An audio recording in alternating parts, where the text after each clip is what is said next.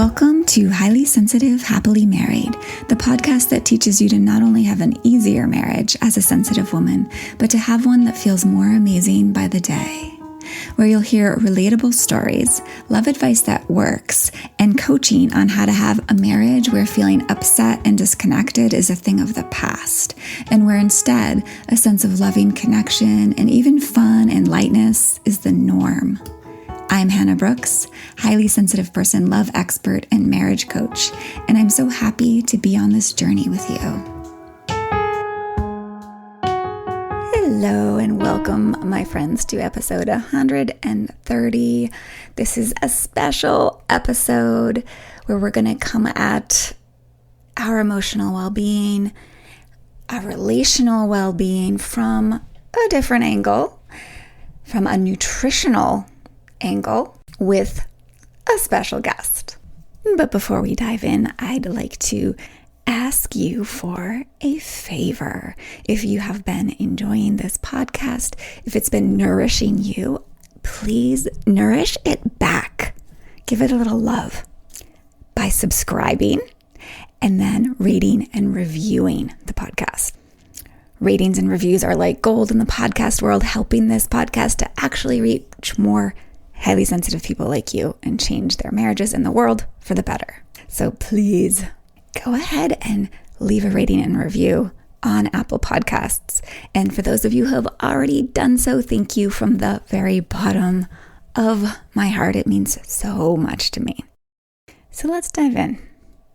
It's so important to recognize that our relationships and the way that we are in our relationships and even the results or the responses we get from our significant other don't exist in a vacuum, meaning they are impacted by various aspects of our own mind, body, heart well-being. And our emotional well-being is a primary one. Our emotional well-being makes a huge difference in our marriages, in our relationships. And our emotional well-being is impacted by our physical well-being and our nutritional well-being, our nervous system well-being, our hormonal well-being, our health. So let's talk about it and how nutrition can support our emotional and relational well-being as sensitive people. So our special guest today is Lise Masé, who's a board-certified nutritionist, health coach, herbalist, poet, and awesome parent. She immigrated to the U.S. from Italy and now homesteads on the traditional lands of Abenaki people in central Vermont. Her book, The Culinary Pharmacy, explores her journey of healing chronic illness with intuitive eating and ancestral foods. So welcome, Lise. Not only are you all these amazing things, but you're also a friend. So I'm super happy to have you here. Thank you, Hannah. I'm so grateful to be here and to be in support of the healing work that you offer. Yay. And it's so funny and sort of like, I don't know what the right word is, but I don't know if you remember, Lise, but you were actually my very, very first coach ever, aside from like a sports coach in my life. So way back when we were both in our 20s, maybe even early 20s, you coached me on my massage business. Do you remember that? I remember. Yeah. So I just think it's so fun that we're both coaches now in different ways, and we're here together on this podcast. So that's right. So wonderful. Yeah, so it's a special honor to have you here. Aw, thank you. So we're talking today about having sensitive systems and being highly sensitive, and of course nutrition and food's effect on that, and of course ultimately our relationships. So I'm curious about you. Do you personally think of yourself as having a sensitive system or being highly sensitive? Yeah, I do. And I think my experience is perhaps somewhat interesting or informative for listeners because I didn't always consider myself as highly sensitive. However, a few things that happened and have happened over the course of my life have impacted my nervous system tremendously. Not only emigrating to a foreign country, Mm, but also having a long-term chronic illness that really impacted my digestive system and my nervous system. mm, Um, and then beyond that, having small children. So mhm, I feel that my sensitivity has become more heightened through all of these experiences. And mm, ultimately, it's a gift. And it's a mm, gift for being able to see and understand and embrace the world and others in a more attuned way. mm. Yes, I love that. And I think that is really an informative little story because not everyone realizes they're highly sensitive right off the bat. And maybe not everyone actually is as sensitive early on. And that actually can be something that becomes more developed or more obvious over time That's right. and experiences. Yeah. Yeah. Yeah. So interesting. I think I had some similar experiences to you. I don't think I didn't know I didn't notice myself or think of myself as highly sensitive until, I don't know, my 30s or something. But I did notice as a small kid, even that I was especially sensitive to food. Mm, Like specifically, like I'd get really hangry, really easily yeah. as compared to people around me, or certain food choices would leave me getting all tantrumy or Oh, grumpy. yeah. And this is definitely still the case. I can really tell by my mood at times that I've not eaten well that day. Um, Hmm. I also know a lot of HSPs or sensitive people are sensitive to certain foods like dairy and gluten, like have sensitive digestive tracts. That's certainly true for me. And that's always been true for me.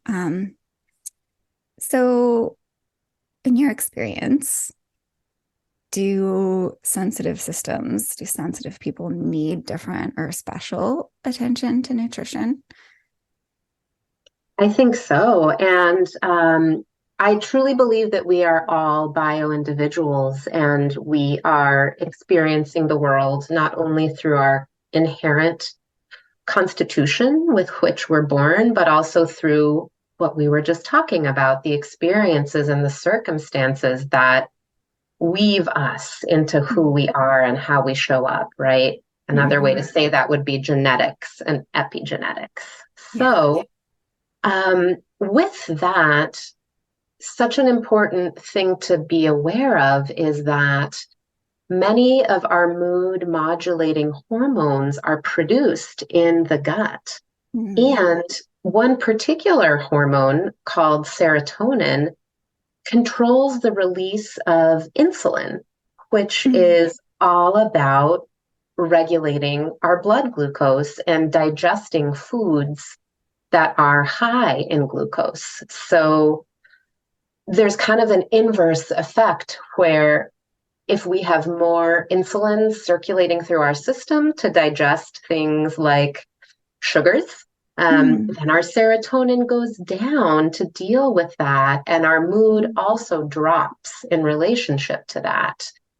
And then there can be sort of nervous system implications that are related to the gut because that hormone, serotonin, is produced in the gut. So, a lot of sugars or foods that turn into sugars, right? Like Mm-hmm. a lot of carbohydrates or a lot of fruit, Mm-hmm. then can mean more insulin, less serotonin, and a gut that feels kind of grumbly, rumbly, gassy, bloated, things like that. Um, and so, our bodies are so incredibly magical and mystical and complex. And Mm-hmm. hormones are truly an incredible part of this magic. And we have Mm. all of these glands that secrete all of these hormones. And then we have all these organs that receive all of these hormones. And it's this constant conversation, right? So Mm. the gland that secretes our digestive hormones, the pancreas, if it Mhm. doesn't get proper signaling from a gland in our brain, the hypothalamus, it Mm. doesn't secrete the proper hormones to digest the foods that we're eating. And so that's when we can develop a sensitivity to certain foods. Mm. And ultimately, treating the nervous system and supporting hormones like serotonin, which is produced in the gut, and dopamine, which is produced by the hypothalamus in the brain, can help regulate gut imbalances or upsets. Mm. Mm. Wow. Yeah, It's so fascinating. So interesting. yeah. So, what might we want to then avoid in order to, make this sort of magical, mystical, hormonal, biological dance a harmonious one? Yeah, absolutely. And I think, avoiding can be a strategy, and paying attention, right? If it feels like, oh, I've been eating that cottage cheese and it tastes so good. And then a few hours later, my tummy's really grumbly. And then maybe I have diarrhea or gas or, Mm-hmm. other gut symptoms. Let me try eating that cottage cheese kind of on its own to get clear about how I Mm-hmm. respond. Um, which doesn't mean, oh, I have to avoid this food forever, right? Unless I have a true allergy, Right. which tends to look a little different, like shortness of breath or even the feeling of the throat closing, increased heart rate, those kinds of things, almost like a strong reaction to a bee sting. That's a Mm. true allergy. A sensitivity is something that we can actually rebalance over time. So, yes, avoiding certain foods can be helpful, for a period of time, like 3 months or 6 months, and Mm. truly incorporating foods that are supportive to hormone production in terms of kind of like our feel good hormones and our pleasure hormones can be really Mm. helpful. And Okay. then thinking about balance in what we're eating. So, thinking about, you know, if I'm going to have rice, I'm going to have beans with it to create a complete protein. Or I'm going to have, animal food with it, right? Like Mm. turkey or chicken or eggs. All of those foods have tyrosine, which is an Mm. amino acid that's a precursor to dopamine, what the hypothalamus produces to help us feel pleasure. Mm. So, and then thinking about, okay, let me include with my rice and beans or my rice and turkey something that gives me a little insoluble fiber to Mm. feed my gut bacteria, which is where serotonin is produced. So, thinking about Mm. maybe I want to throw some sweet potato in there or some greens of some kind that I really love, to kind of have all of the ingredients for balance, right? And Mm. not only optimal metabolism, but optimal hormone production. Mm. Yes. So before we get too much more into those beautiful suggestions, I'm just thinking like for listeners, they might be curious about like, okay, because maybe this is just me. Yeah. I'm sure it's not, right? But the idea of, really changing our habits and our diets and Mm, um, learning how to eat in a way that's really supportive of our systems can be daunting. And I've spent a lot of time, you know, I doing do. these things. Yeah, Yeah. and sort of struggling with a lot of this. And but I always like to think about, well, like, why would someone want to? right? Like what, and particularly because this is a podcast about relationships, like why would someone want to learn about this and put the effort into it, and actually change some habits that some of which might be really pleasurable, right? Leaving some Yes. of those behind. So why would Yeah. someone want to do that? What is we could call them like negative impacts of not taking care of our sensitive systems in Yeah. nutritionally. Yeah. I think, what you named earlier about being younger and noticing being grumpy or hangry when you didn't Mm-hmm. get the nutrition that you needed when you needed it, Mm-hmm. those are primary negative impacts. And beyond that, it's harder, at least for me, to be in the world and show up as my full self when my tummy hurts, or when I have brain fog, or when I'm constipated. All Mm-hmm. of these have a direct impact on mood. And then my nervous system becomes dysregulated. And then I'm kind of, cranky with my kids, cranky with my partner, going into sort of limbic brain or lizard brain mode. Yes, Um, exactly. and the amazing thing that I have experienced time and again, and that I hear clients saying to me is, wow, I didn't know I could feel this good, in Yes. terms of honing in on what our bodies are truly asking us for in Mm-hmm. terms of nutrition, and appreciating that just as much as dark chocolate gives us pleasure and has some of those precursors to dopamine, Mm-hmm. um, we can experience pleasure just from the sensation of chewing food, no matter Mm-hmm. what the food is, because chewing releases dopamine and serotonin, Well, which is that's why interesting. sometimes when people are stressed, they want crunchy things. Um, Interesting. That is so yes, fascinating.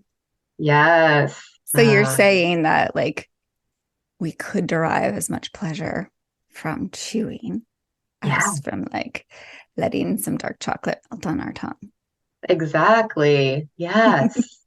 I love that. So it's not only the nutrients in foods, but also the texture and the way we eat food, Mm-hmm. right? Mm-hmm. Like, how present am I when I'm eating my food? Mm. Yes. Yeah, so let's come back to that because I think I definitely want to hear more about like how we can make it pleasurable and how we can kind of make eating in a way that supports us more um easier, right? Instead of like Yeah. a deprivation festival. Oh, Right. yeah. I mean, I'm sure you know No, all thank about it. you. Yeah. Yes. Yeah. Yeah. Um, but yeah, I totally hear you on. And I think a lot of my listeners will relate to, one of the things that I find is so common and so hard on relationships is, especially for highly sensitive people, um, is how easy it is to have a lot of hard negative emotions just hanging around. And I put air quotes around negative because I don't actually believe there's actually such a thing. I think they're all useful. But Mm, yeah. Yeah. but if we're feeling irritable or we're in a short-tempered kind of place, or just like you said, like I use the term lizard brain a lot. And, if we're in that limbic space, if our nervous system is dysregulated, it's going to be, it is just simply so much easier to see through negative lenses and, see all the things that are wrong or bad in the world and in our partner. And it's just like such an Yes. easier place to have conflicts and tension and disconnection and all the things we don't want in our partnerships and relationships. So, um, and I just love that there's this a doorway to not having that be nearly as common an experience is the foods we eat. Absolutely. And building habits around certain foods and the way that we eat them can be such a powerful tool. And, having a moment of gratitude to shift that kind of shadowy thought bias, right? Take off the dark glasses Yes. and put on the rosy ones Yes. by simply expressing gratitude and saying, wow, I have food to eat. Thank you. Mhm. Yes. Me, right? It Yes. can be such a powerful frame shifter in the moment. Mhm. And new habits are built on really small celebrations like that. Mhm.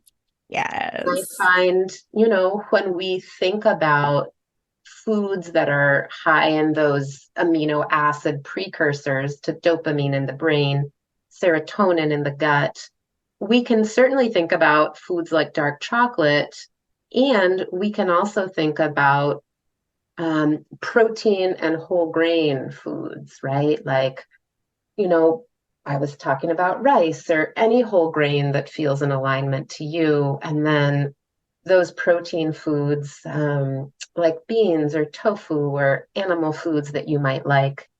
And feeling the nourishment and the gratitude and the offering for those foods as well, because we understand how they impact our mood, Mhm. can be really profound. And those foods sort of have a longer lasting, deeper nourishment impact than something Mhm. like dark chocolate.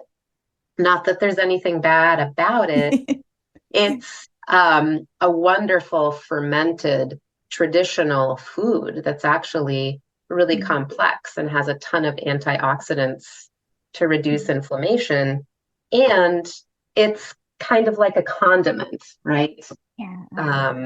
And so I think that's an important frame shift in thinking about our habits is not making things that feel like high intensity condiments into the cornerstones of our nutrition. Um, Mm. so Mm. kind of shifting those cornerstones to like the good grounding proteins, the soothing feel good whole grains, and really savoring and enjoying those with this attitude of gratitude. Mm. So, what I love about what you're saying, and it's different than what we hear in a lot of, I mean, because actually spend quite a bit of energy, like in my around my own nourishment and all the struggles I've had with it. So I have learned a lot. I've read a lot, but Mm, one of the things I'm hearing that you're sharing that's so refreshing and different than a lot of what I hear is it is about, in part, the way we're relating to our food, the mindset that we're coming to it with. oh, Uh, yeah. so much about that. Like choosing to have gratitude, actually, like about your food, means it means consciously choosing to turn towards that, which in my languaging, my listeners who've been listening a lot will know I sometimes use the term stewarding our mind or directing Mm, our mind, or even shepherding our mind, right, to a place of yeah, it's like directing it to a positive place, to a place that's going to actually be nourishing, right? that's right. And the more we shepherd our mind into that place, the more we actually create space to hear our bodies, because ultimately, these hormones, not only the feel good ones, but also the stress ones, are generating emotion.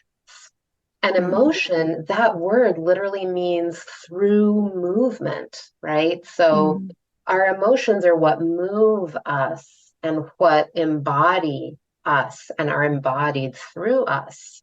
mhm. So the more we can hear what our body has to say about our needs for nourishment, the more we can kind of be led by that.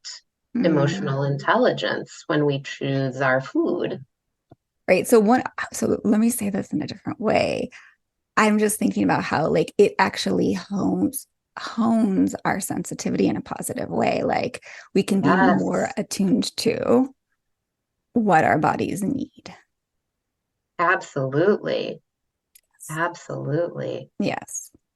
And it's really all about slowing down the process. I always suggest Mhm. putting down your utensil between bites, doing that Mm. for a day, just to explore what it feels like. It really Mm. only adds 30 seconds to 1 minute to your Mm. meal.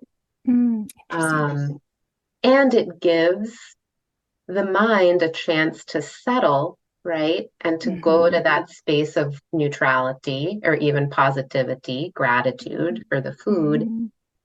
And it allows all of the glands to secrete the hormones that are needed to digest the food.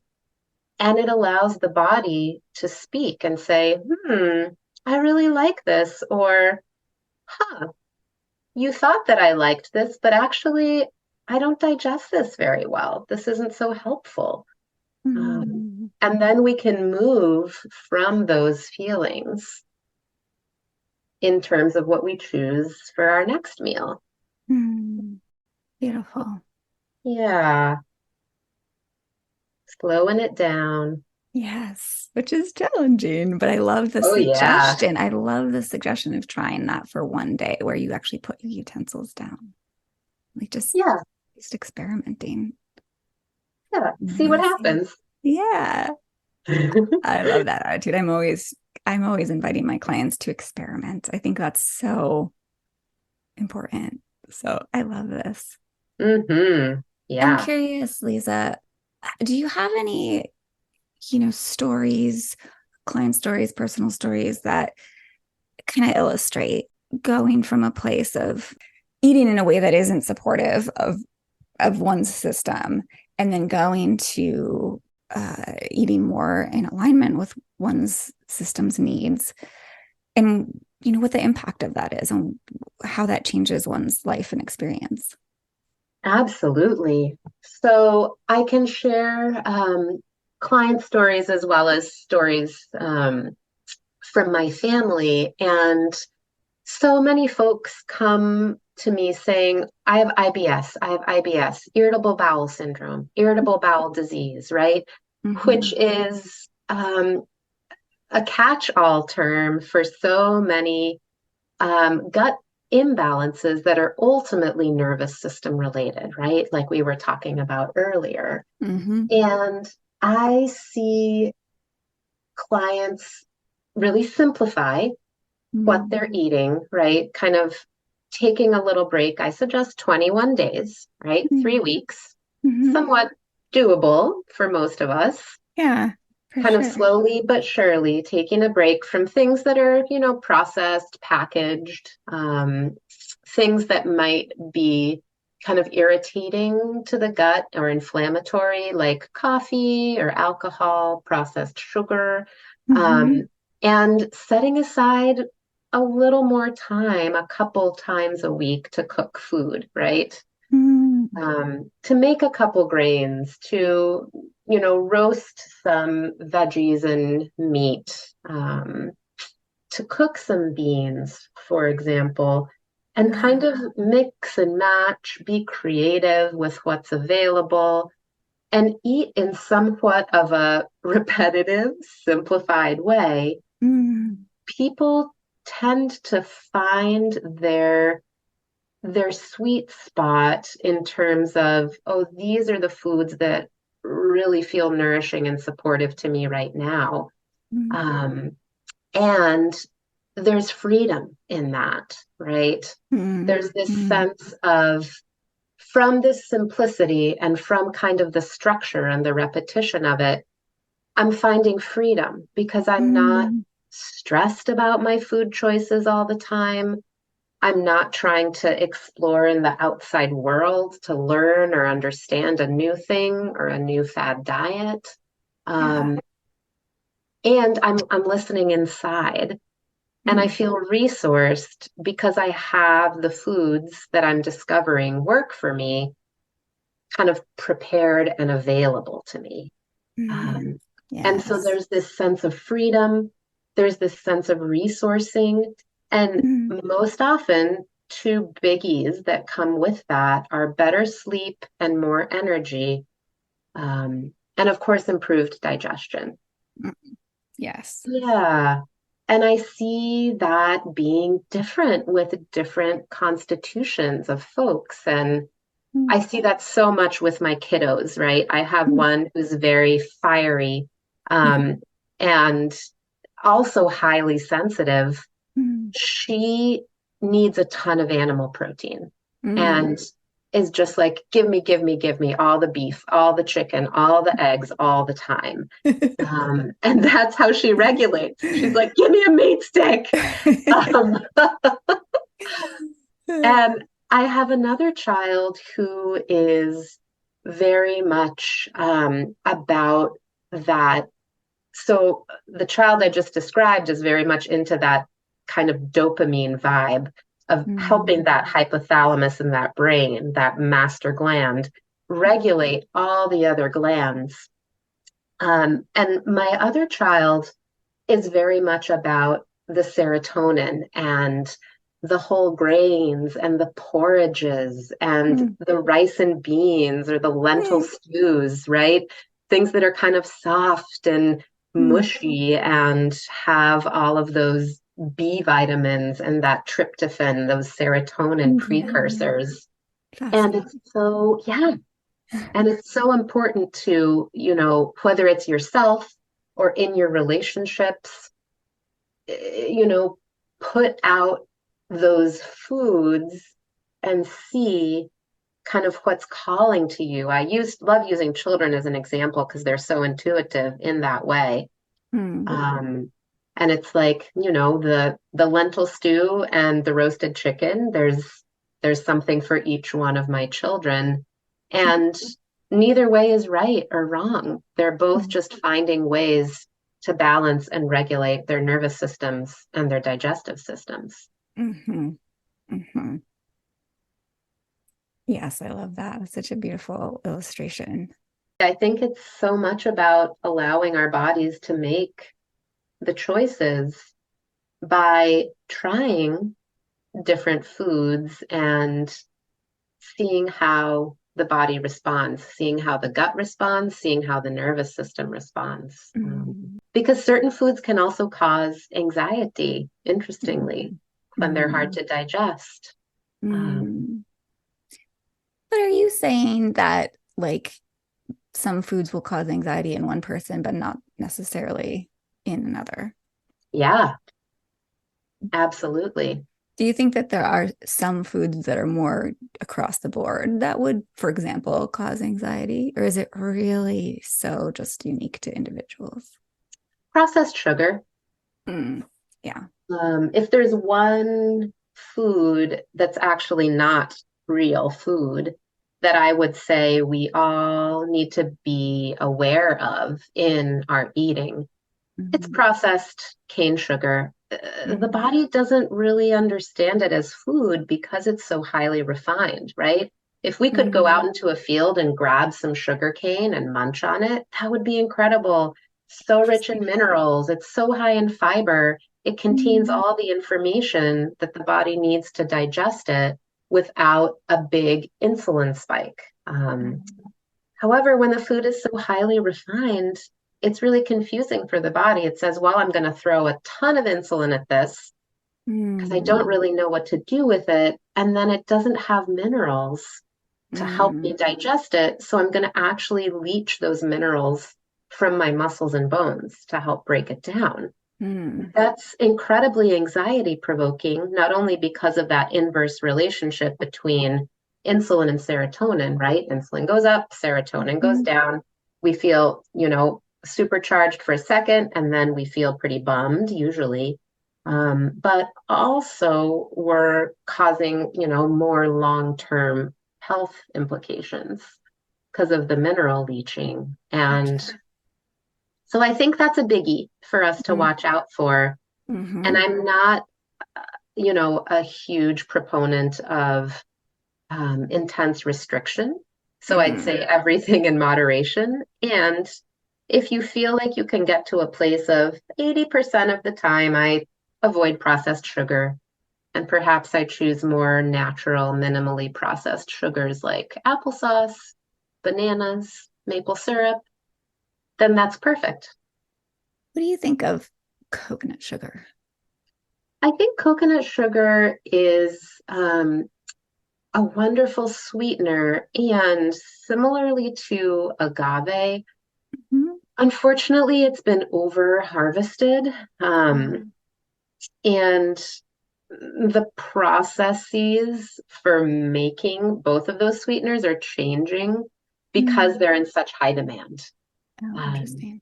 so, as wonderful as they are, they, yeah, large scale Yes. agricultural systems and food production systems that we're dealing with, unfortunately, denature them. And Mm. the same is true of maple syrup, right? So many Mm. companies now use basically these extractor machines that suck maple sap out of trees and Mm-hmm. cut the life of trees in half Mm. and make the resulting maple syrup not as probiotic or rich in minerals as it would be if the sap was just dripping out of the trees.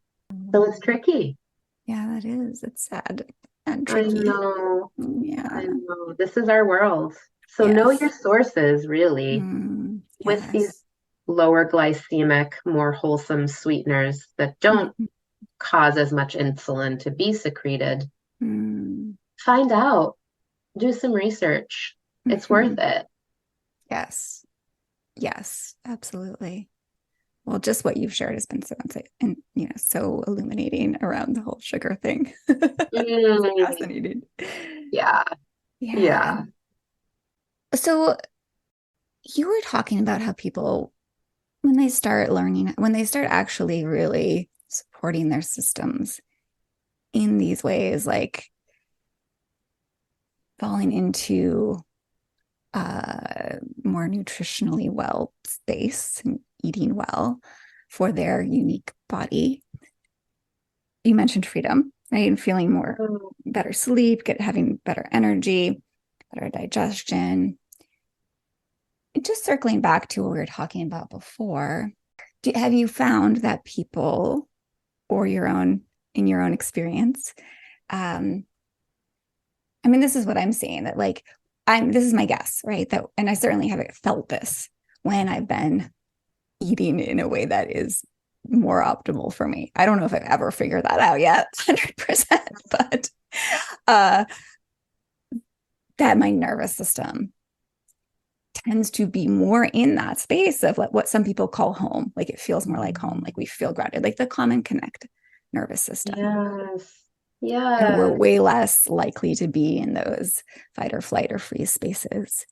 Um, yeah. So have you absolutely. seen like people's personal relationships change or just the way they're able to go about their lives when they've gotten more in a better place nutritionally?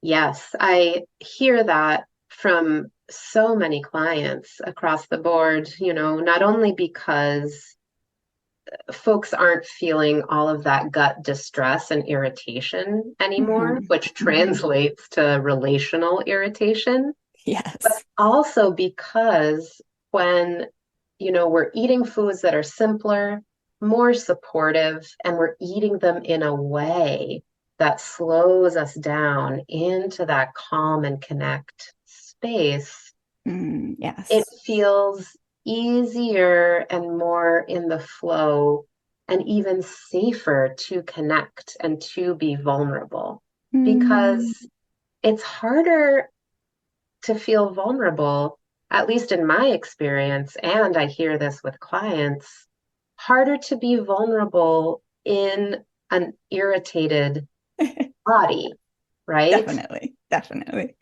Right? Absolutely. 100%.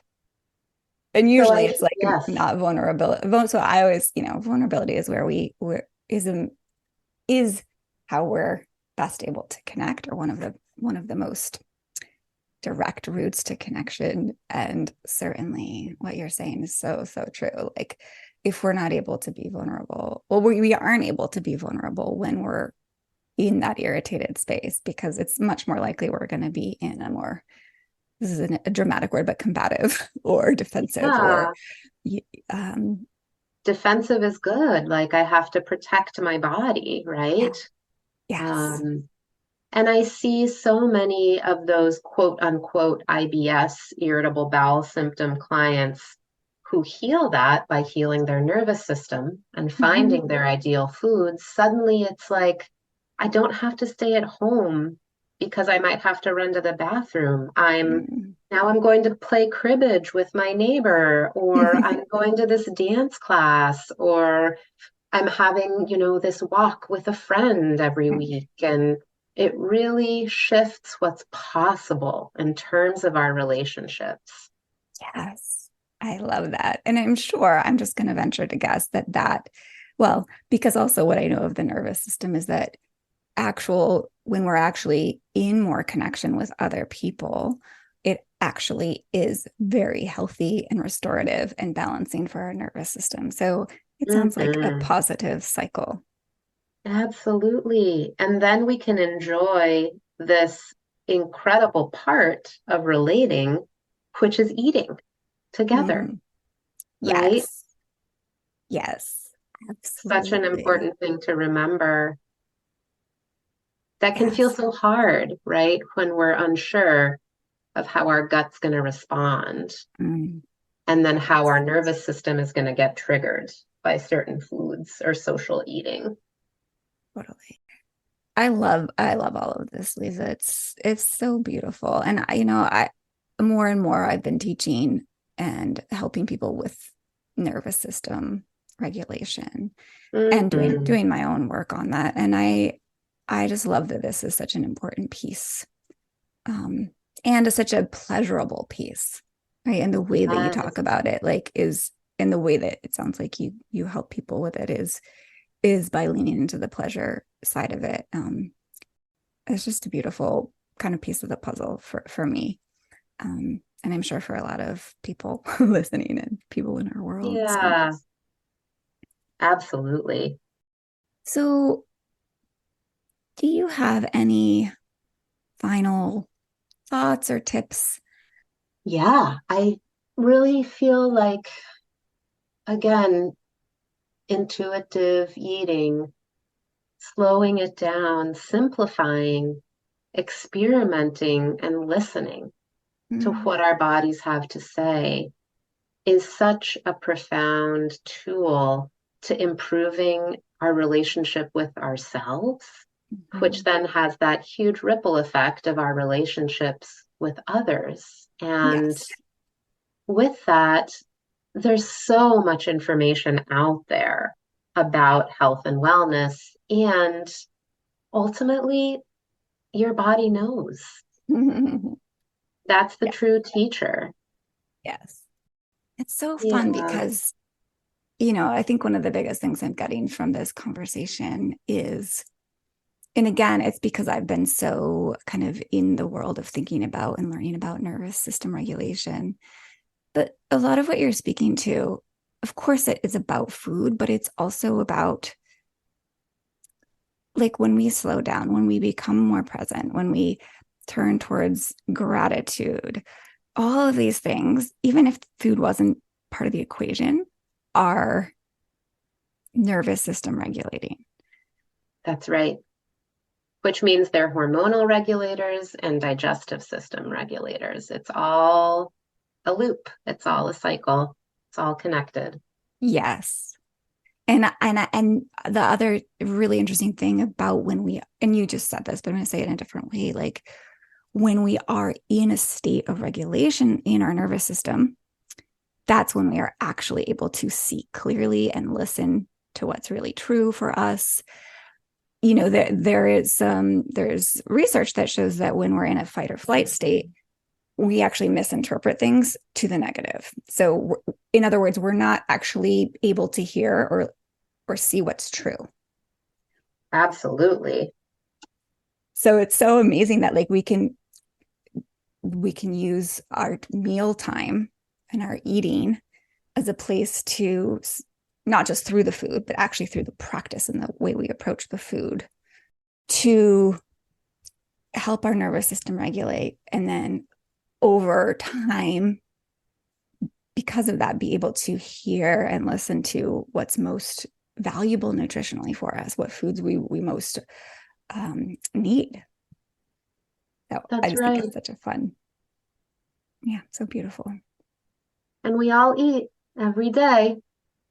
It's an Yes. opportunity many times a day to So regulate. true. Yes. Beautiful. So I'm sure there's so much more that people could learn from you. And we're actually giving listeners the chance to do so because Lise is going to be part of my new course, The Foundations of Emotional Wellbeing for Highly Sensitive People. She's going to do a little unit as an important piece to support your sensitive system, your sensitive nervous system into an optimal space for best emotional well-being and ultimately relationship well-being.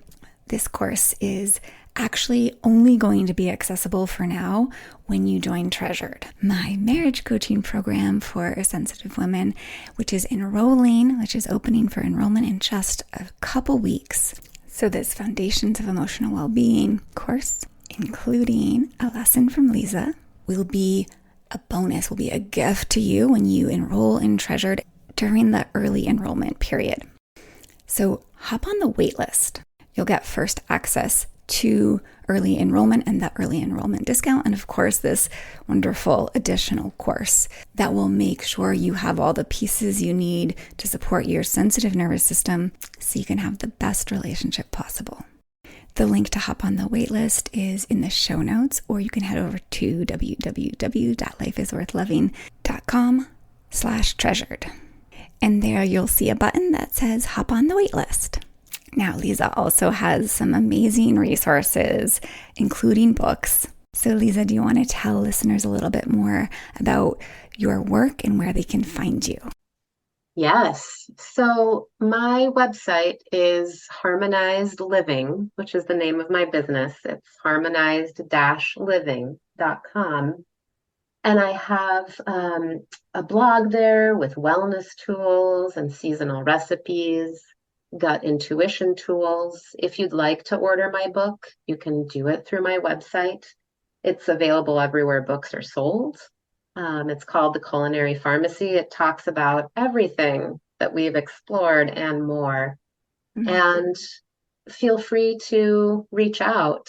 There's a contact on my website, and I'd love to hear from you. And we will, of course, put the link to Lisa's website in the show notes so folks can go there directly if you want to. Wonderful.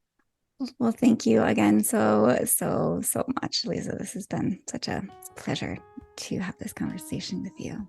Likewise, such a pleasure. Thank you, Hannah. And to everyone out there listening, be and eat oh so well.